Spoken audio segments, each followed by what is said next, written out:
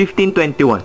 That was the year when Spanish explorer, but Portuguese by blood, Fernando Magallanes, on his quest to find the Spice Islands for Spain, spotted the mountains of Samar on March 16, 1521, and made landfall the following day. After his arrival, several other expeditions were made for the Philippines, which all resulted to the occupation of the Spaniards of the country. The Philippines, because of its location, has been a primary stopover for traders going to and coming from mainland Asia. Because of this, the Filipino has been exposed to several diversities before the occupation of Spain. This includes Chinese, Hindu, and Muslim. The Filipino has therefore been acquiring different cultures and putting them into its own, influencing its language, religion, food, clothing, and architecture. Filipino architecture has always been corresponded with its environment, the present technology, space, and with the trends at the time the structure was built. It is architecture that develops spontaneously, has always been rooted in the traditional Filipino culture, and yet has managed to continually respond to the foreign influences that have enriched the country's history immensely.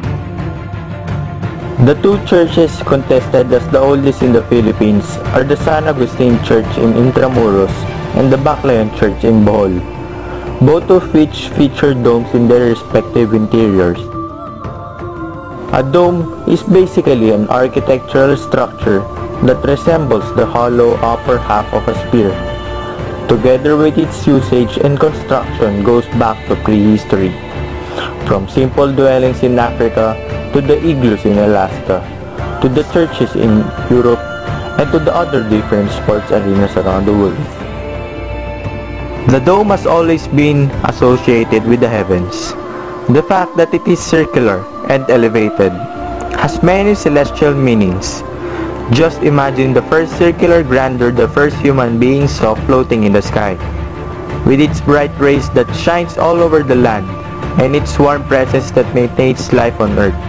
The sun, not to mention the moon, the other planets and the millions of stars that we perceive as bright dots in the sky at night. It has been used by humans to satisfy their desire to be connected with the divine, and so it wasn't long before it became a trend in churches.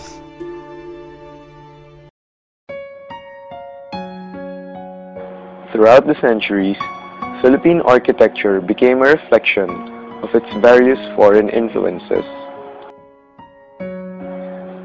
The Spaniards who came to the Philippines were tasked to come up with structures that would reinforce stability on the roots of Christianity. Churches became necessary to impose Christianity on the Filipino natives. These churches were based on vague recollection of the European Baroque churches, as recalled by the priests before they left Spain and ventured off to the Philippines.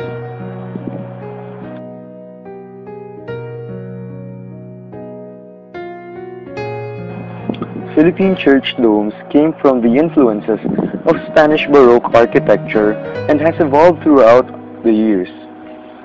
These have presented changing visions and glimpses of heaven. Although not all Philippine church domes are ornately decorated, they still offer a certain mystical attraction to the viewer down below. It serves as a celestial realm, the sky as the vault of heaven. There are more than a couple of churches that feature domes in the Philippine Islands. Some date back to the Spanish colonial era, the American occupation, and a number that survived the Second World War, while others are modern-day constructions.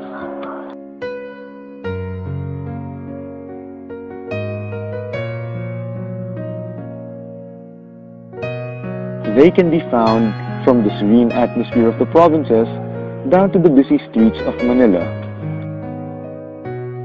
Speaking of Manila, let's go over to the St. John the Baptist Parish, the minor basilica of the Black Nazarene, or more commonly referred to as Quiapo Church.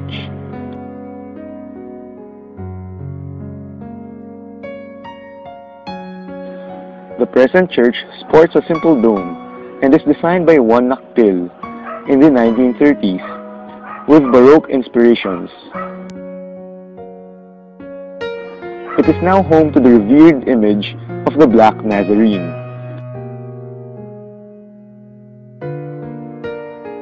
For now, let's sidetrack off to the province and go to a couple of churches.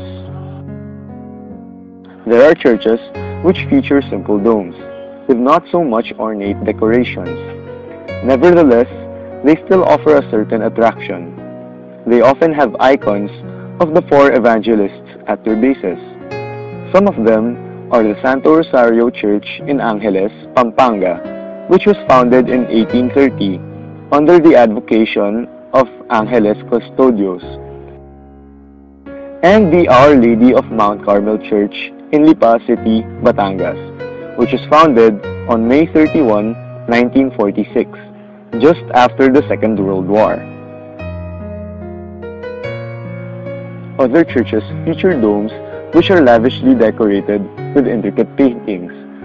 Some depict significant scenes on Catholic faith, such as the Shrine of Our Lady of Kaisasay in Taal, Batangas, which shows Christ's resurrection and ascension.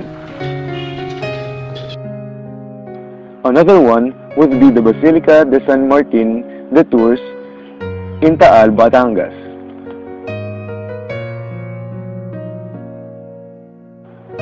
Another type would be those painted with the technique of trompe-l'oeil, which is French for deceive the eye.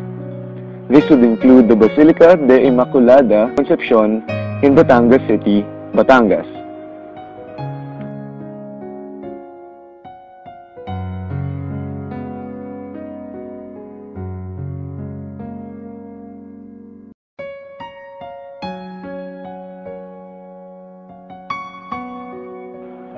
Now let's go back to Manila, particularly to the historical walled city of Intramuros.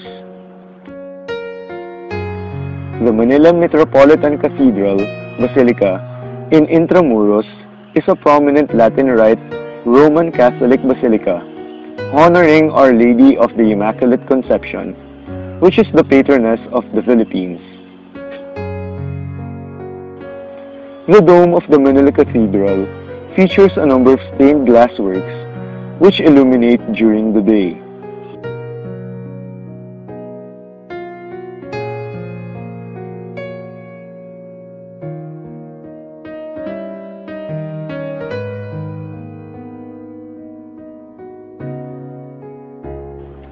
Another prominent church in the walled city is the San Agustin Church, which is contested as one of the oldest churches in the Philippines. It contains the tomb of Spanish conquistador Miguel Lopez de Legazpi and also hosts an image of Nuestra Señora de Consolacion y Correa.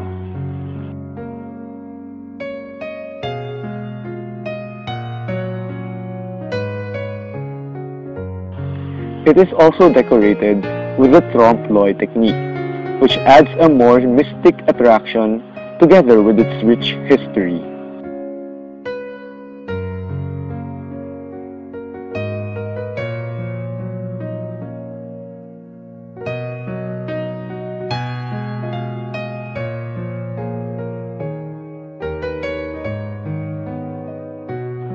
The architecture of Philippine churches may have evolved through time, but the first influence of the Spanish Baroque can still be seen up to the present.